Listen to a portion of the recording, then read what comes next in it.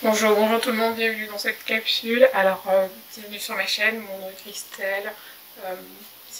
Si tu ne t'es pas encore abonné à ma chaîne, n'hésite pas à t'abonner, active la cloche de notification et clique sur le bouton j'aime ou j'aime pas si tu as été venu vers cette vidéo. Aussi, partage-la, c'est très important, avec quelqu'un que tu pourras aider à ton tour. Alors, dans cette vidéo aujourd'hui, on va parler de réaliser ses rêves. Je regarde un petit peu mes notes, c'est pour ça que je me défocus de l'objectif de la caméra de temps en temps. Alors, qu'est-ce que ça implique réaliser ses rêves et rien de plus? En réalité, en fait, 97% des personnes, il a été démontré dans l'étude que 95 à 97, voire 97% des individus sur la Terre ne réalisent pas leurs rêves, tout simplement pour les raisons pour lesquelles vous allez écouter cette capsule-là. Alors la première des choses qu'il faut que je comprenne, c'est que dans cette étude, le résultat de cette étude de Berkeley a démontré que 97% des 5% qui planifient leurs objectifs et donc qui les écrivent arrivent à résultat au bout d'une décennie, donc 10 années. 97% des 5% qui réalisent leurs objectifs l'ont réalisé sur la décennie, donc 10 années. 97%. C'est un pourcentage assez conséquent. Alors, quelle est la raison pour laquelle 5% seulement de la planète réalise l'objectif et donc les 97 autres personnes, ou les 95 autres personnes, selon les contextes, 95 autres personnes ne réalisent pas leurs rêves, leurs objectifs. C'est ce que nous allons voir aujourd'hui dans toute la population. Je parle de la population à l'échelle mondiale. Je parle de toi, je parle de moi, je parle de quelqu'un qui pourrait m'écouter, qui serait à Singapour, qui serait en Chine, qui serait en Inde, peu importe où tu te trouves, je parle de toi et moi et tous les habitants de cette planète Terre. Donc, qu'est-ce qui se fait en sorte que 97% des gens n'arrivent pas à leur objectif? Alors ici, en fait, le principe dont je te parle, c'est probablement un principe que tu as déjà entendu parler, que tu connais parce qu'il est très connu, très commun, c'est le principe de Pareto. Alors, si tu n'as jamais entendu parler de Pareto, ou la loi de Pareto, la première fois que moi j'entends parler de Pareto, c'est en faculté de droit en première année. Alors, Pareto, c'est un économiste italien qui a pris sur une base d'employés italiens, de personnes vieillissantes ou les retraités, et on s'est rendu compte, à travers cette étude, il s'est rendu compte que 20% des employés produisaient 80% du résultat. Donc il fallait juste 20% des employés pour produire la retraite de 80% des résultats. Donc de cette loi de Pareto, c'était un économiste italien comme je t'explique, est sortie une loi que l'on utilise de manière courante et aussi que ceux qui ont les objectifs, les rêves atteints, pratiquent de manière systématique dans leur vie et que je veux que toi aussi tu commences aujourd'hui à pratiquer pour faire basculer la tendance et augmenter ce mauvais score de 95% des gens qui ne réussissent pas leur objectif dans leur vie. Donc ils meurent sans avoir atteint et réalisé leurs rêves. Alors, ce qui se passe, c'est que ici, la loi que je te rappelle, dont je te rappelais tout à l'heure, c'est donc le principe de Pareto, c'est que cette loi dit, selon Pareto, de 80-20, que la plupart des effets avaient pour cause 20% des efforts. Ok? Et les efforts dans lesquels les questions, c'est tous ces efforts qui ont été décuplés en économie. Donc 80% du chiffre d'affaires, par exemple, d'une entreprise était produit le résultat de 20% des clients de cette entreprise.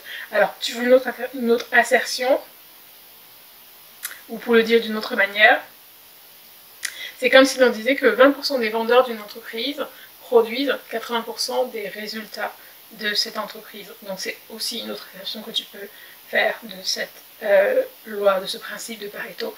Et pareil en affaires, vice-versa. Donc 20% du chiffre d'affaires est produit par 80 et 80% des personnels ne produisent que 20% du chiffre d'affaires.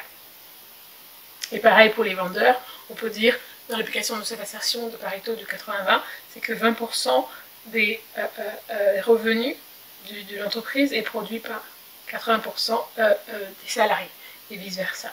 Donc aussi, pareil dans une famille, 80% du résultat produit est produit par 20% d'efforts des personnes de cette famille. Donc toi, par exemple, dans ta vie familiale personnelle, 80% de ce que tu as est le résultat de 20% de tes efforts. Donc imagine que si tes 20% d'efforts sont concentrés sur du néant ou de la non-planification, voilà pourquoi tu as le résultat que tu as dans ta famille, voilà pourquoi tu as le résultat que tu as dans tes entreprises, voilà pourquoi tu as le résultat que tu as dans ton association, dans ton ONG, si tu es gérant d'une ONG ou si tu participes à une ONG, voilà pourquoi l'on a généralement le résultat que l'on a, à cause de cette loi, de ce principe-là. Et pareil pour une ONG, moi j'ai créé des ONG et je fais partie des ONG, 20% des résultats des membres produisent 80% de l'effort de l'ONG. Donc c'est vraiment une loi qui se vérifie et qui se trouve un petit peu dans plusieurs domaines. Le même principe, tu peux l'appliquer à la gestion de tes rêves. Comme je disais ici au début de cette capsule, le même principe de Pareto, la méthode de Pareto, a été développé par Dale Carnegie, qui est le créateur de la CIA aux États-Unis, qui dit exactement la même chose. Donc 20% de ce que tu produis, 20% de ce que tu mets comme effort pour réaliser tes rêves produisent 80% de résultats de l'objectif de tes rêves. Donc, appliquer donc à tes objectifs et donc à nos rêves, les actions que nous produisons, les actions que nous mettons en place, vont produire 80% de nos résultats. Et tes objectifs, il faut, ce qui est important, la première chose à faire, il faut qu'elles soient écrites. Osez 4 te dit, écris la vision. Écrire parce que ça te met ainsi devant ta vision, ça te met les yeux devant, focalisés sur ta vision. Et ainsi tu gardes à l'objectif que tu dois pouvoir réaliser cet objectif, du coup, cette vision, ce rêve, et produire ce 80 par ton 20% d'effort. Donc, ensuite, alors oui, tes objectifs doivent donc être écrits. Ces 20%, tu les as devant toi. C'est ça, écrire la vision. Ça va être ce qui va te permettre de te mener à ta mission. Il faut que tu l'écrives. Il faut que tu puisses avoir les résultats probants que tu veux. Et pour le temps qui se passe, 80% du temps est consacré à produire 20% du résultat. Pour le temps, c'est tout le monde a le nombre de temps, 24 heures. 24 heures pour toi et pour moi, on a une séquence de 3 fois 8 heures. 2 fois 8 heures où on est éveillé et puis 8 heures où on est endormi. Donc, dans tes 20% de ton temps, de tes 24 heures, ça te fait 5h40 sur lesquelles tu dois pouvoir l'appliquer, ce principe de 80-20. Dans tes 5h40, tu dois le mettre à la réalisation de tes objectifs. Ça veut dire qu'à partir d'aujourd'hui, si ton temps n'est pas alloué à la réalisation de tes objectifs principaux, à la vision que tu as écrite, il faut que tu prennes la discipline, tu prennes la décision, c'est ce que je voulais dire, de appliquer ton rêve, tes désirs à ton temps. Donc 5,40 heures de ton temps puisse être consacré à la matérialisation, à la matérialisation des résultats que tu veux produire. Donc c'est vraiment ça. Cependant, 20% de notre temps, généralement, sont employés pour réaliser, comme je disais, 80% des résultats. Donc si tes 20% des 5h40 dont je te parle, tu les mets à la poubelle, ou tu les produis mal, écoute, tu auras le résultat que tu auras produit. En réalité, il ne faudra pas se plaindre, parce qu'en fait, tu es le résultat de cette gestion que tu fais de ton temps, selon la règle générique de Pareto, dont je t'ai parlé au début de l'introduction. Et pour cela, de manière constante, il faut que tu prennes à cœur cette idée de, au niveau de la gestion de ton temps, prendre ce principe à cœur pour la réalisation, la matérialisation, une fois que tu as écrit la vision, une fois que tu as écrit le rêve, une fois que tu as écrit selon Osée 4, que tu puisses aussi faire une gestion proprement dite de ton temps pour que ces objectifs se réalisent. Donc dans les 5h40 de 20% de ton temps, tu puisses le mettre un parti à la gestion de ces projets, de ces rêves-là. Alors, combien de temps passes-tu justement à réaliser tes activités importantes dans ta vie? Combien de temps mets-tu, surtout en cette période, en ce moment, en 2020, qu'on a traversé, combien de temps tu mets pour réaliser ces objectifs-là? Quel est le temps que tu mets? Et ce temps va produire le résultat que tu auras.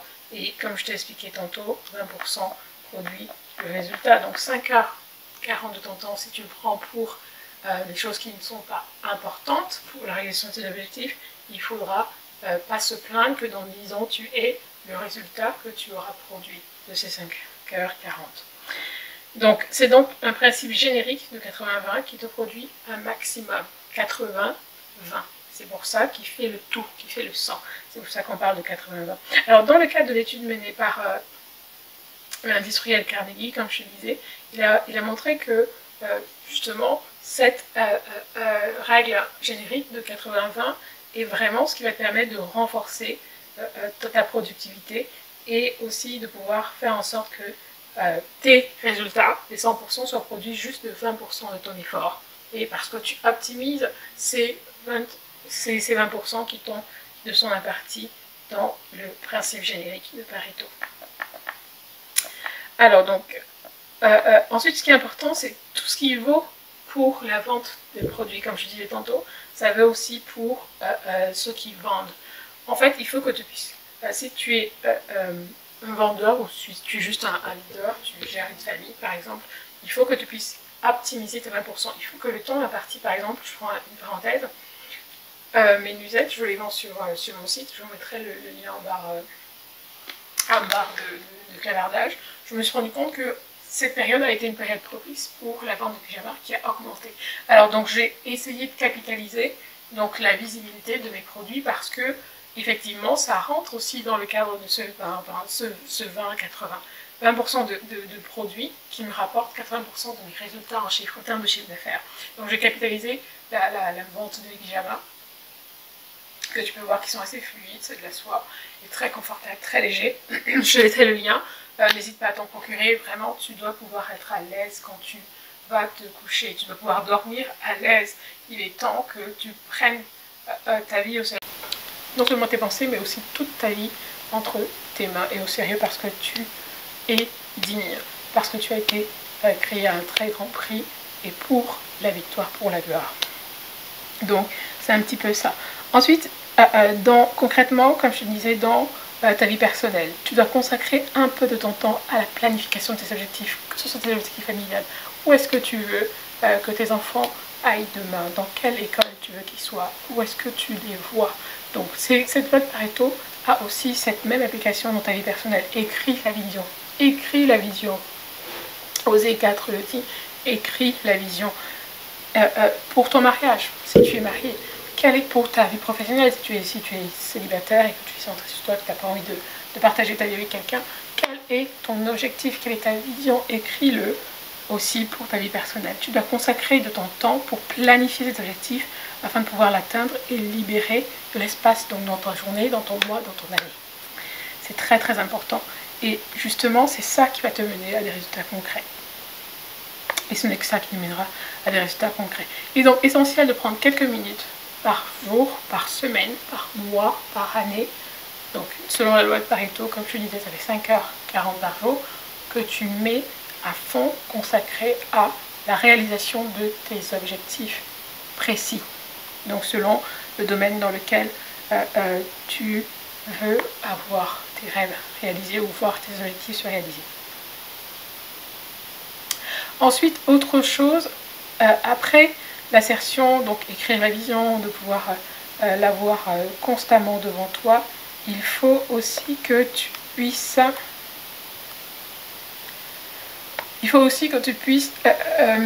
faire en sorte que cet objectif, ta vision, puisse correspondre à quelque chose qui va te produire des résultats. Et pour ça, il faut accepter l'idée de l'échec. Alors, monsieur Thomas Edison, c'est celui qui a créé l'ampoule telle que tu la connais, hein, donc c'est l'ampoule à incandescente. Il a dû passer par un processus long. Donc il est important de comprendre que le seul désir ardent pour réaliser tes rêves ne suffit pas. Et il va falloir être l'acteur de ce désir. Il faut toujours le faire naître. En fait, le désir seul ne suffit pas. Donc il est certain qu'il vaut mieux croire plutôt que ne pas croire. Et une simple affirmation non plus ne te fera pas produire le résultat. Donc il te faut, en plus des déclarations, en plus du désir, il te faudra une planification. Et donc, se répéter les choses, se le dire, se l'écrire sur un tableau devant soi, se le mettre devant soi chaque matin. C'est ça que je veux réaliser, c'est ça que je veux atteindre. Mes 5h40 sont impartis pour l'accomplissement de cet objectif-là, est très important pour toi. Et répéter ces choses-là de manière permanente et de pouvoir les avoir suffisamment intégrées pour que tu puisses commencer à agir de façon à produire ce résultat. Et il faut savoir que c'est Dieu qui devient en ce moment-là l'architecte de ta pensée. Et les gens qui viendront autour de soi seront forcément en adéquation. Alors, il y a un de mes mentors, Dimran, qui dit qu'on est la somme des 10 personnes. Il dit 5, mais c'est les 10 personnes que l'on côtoie le plus. Donc, ton salaire est à l'image des 10 personnes avec lesquelles tu t'entoures. Ta vie même est à l'image de ces 10 personnes. Donc, les aspirations, les rêves, les désirs, tout ce que tu as. Fais cette expérience-là. Dis-moi le nombre de personnes avec qui tu traînes. Je te dirais que vos salaires sont plus ou moins avoisinants ou plus ou moins les mêmes. Parce que c'est une loi un peu physique.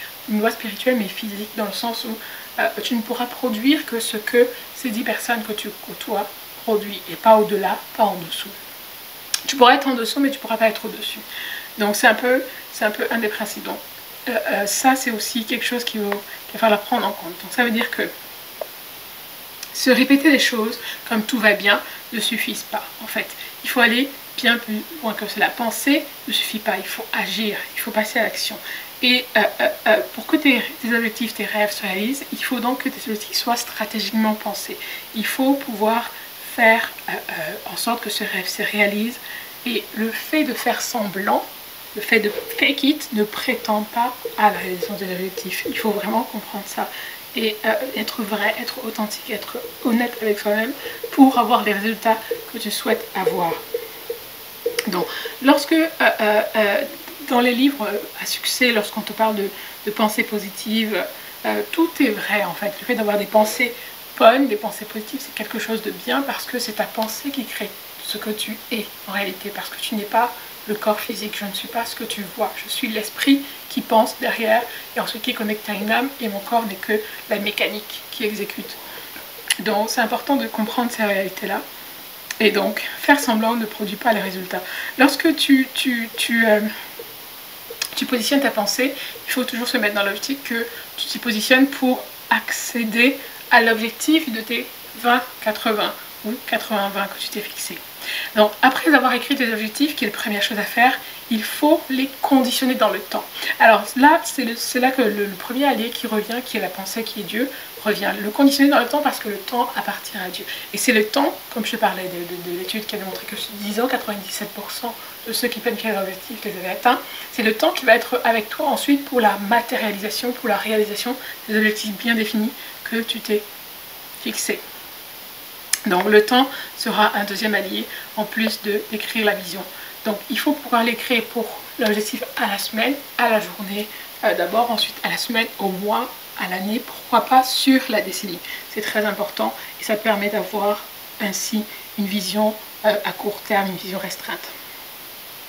Ensuite, ta routine doit être soutenue par ça. Le temps sera ton allié, ensuite je disais aussi, mais ta routine va permettre de réaliser, d'arriver à ce que toutes les personnes avec lesquelles tu t'entoures soient petit à petit comme sélectionnées comme par une sélection naturelle et les personnes qui doivent partir devront partir et les personnes qui vont rentrer devront rentrer. Tout ça parce que tu auras mis en place le processus. Donc dans le processus, la loi des 80-20 rentre aussi au niveau des personnes. Ça veut dire qu'il te faudra apprendre à dire non à toutes les choses qui t'éloignent de cet objectif, de ce rêve, à dire non à toutes les personnes qui t'éloignent de ces objectifs, de ces rêves. Et ça, c'est très important. Et tu vas voir que lorsque tu te mets en marche dans ce processus-là, naturellement, tu arrives à dire non à quelqu'un qui te sollicite, non à quelqu'un qui a besoin de toi à un moment et tu, sans avoir de culpabilité, lui dis simplement je ne peux pas t'aider à ce moment précis-ci, tout en étant le plus aimable possible. Et c'est très important que ce principe trouve aussi l'exercice dans ta vie pour la matérialisation de tes rêves. Ensuite, lorsque tes rêves seront enfin réalisés, devenus objectifs, c'est là que tu verras, selon le principe, comme je te disais, des 97% qui arrivent en 10 ans, tu verras la matérialisation réelle de tes rêves qui vont se transformer petit à petit pour se réaliser. Et ne sois pas peureux de l'échec. Comme je disais, M. Thomas Edison, il a dû essayer 10 000 fois 10 000 fois avant de pouvoir sortir l'ampoule telle qu'on la connaît, l'ampoule à incandescence, 10 000 fois. Donc c'est la 10 millième fois qu'il a produit l'ampoule telle que tu la connais. Pareil, pour quelqu'un comme Walter Disney et son frère, ils ont dû faire face à 300 refus de banque pour leur prêter de l'argent pour construire le premier parc d'attractions de Disney. Ils ont dû garder leur vision, garder leur rêve qu'il avait écrit sur des plans, mais il n'a même pas vu réaliser ce rêve, puisqu'il en est mort, et c'est son fils à l'inauguration à qui un journaliste dit ça vous fait quoi de savoir que votre père n'est pas là à l'inauguration? Il dit écoutez, c'est vrai que physiquement mon père n'est pas là, mais je suis en train de faire vivre son rêve, c'est lui en fait qui vit au travers de cela. Donc c'était une très belle leçon de vie par rapport à ça, puisque finalement il est parvenu à la réalisation, à la matérialisation de ces parcs qui voulaient exceptionnels. Et les parcs Walt Disney, tu les connais, il y en a un peu partout, ils sont juste exceptionnels en termes de qualité, en termes de notoriété, en termes de distraction et tout ce que ça peut apporter. Donc c'est vraiment ça. Donc l'échec fait partie du parcours, le temps est ton allié, l'échec est ton allié. Le plus possible, accepte de te soumettre et de faire et de refaire. Parce qu'en réalité, si tu néglige le processus de l'échec, c'est comme si tu te positionnes en étant un être parfait. Or on sait tous que on n'est pas parfait, autrement on ne serait pas sur terre, on serait des anges ou autre chose, je ne sais pas, on serait à côté de Dieu mais on ne serait pas sur terre. Si on est ici, c'est pour le perfectionnement. Donc on doit accepter que l'échec fait partie du processus, comme l'a fait Walt Disney, comme je te dis, il a dû faire 300 demandes pour avoir une banque en Amérique du Nord, que ce soit au Canada ou aux États-Unis, qui accepte de lui prêter pour qu'il construise ses parcs. Pareil pour Edison, il a dû faire 10 000 essais pour produire l'ampoule à incandescence telle qu'on la connaît de M. Thomas Edison. Donc c'est vraiment ça. Ensuite, la troisième chose à faire, c'est formuler tes objectifs et le formuler de façon positive. C'est important ici parce que si tu le fais de manière négative, comme on le sait, le cerveau est très directif. Et la négation, c'est quelque chose qu'il ne comprend pas. Donc formule tes objectifs, formule tes rêves de façon positive. Dis clairement ce que tu veux. Je veux que mes enfants aillent dans une école privée protestante. Ou je veux que mes enfants... je veux vivre dans tel quartier où il n'y a pas telle ou telle chose, où il y a telle ou telle chose, soit spécifique, soit précis, et l'écris-le de manière positive. Je veux que mon foyer, mon mariage soit restauré, qu'il y ait un témoignage qui en ressort et que beaucoup de personnes soient bénies au travers, juste parce que je veux faire plaisir ou parce que je veux être agréable à mon Dieu. Ou je veux habiter dans le quartier le plus riche de la ville, parce que je veux être dans un confort que peut-être pas forcément que j'estime que je mérite, mais parce que je pense que je suis à même de pouvoir avoir ce confort-là.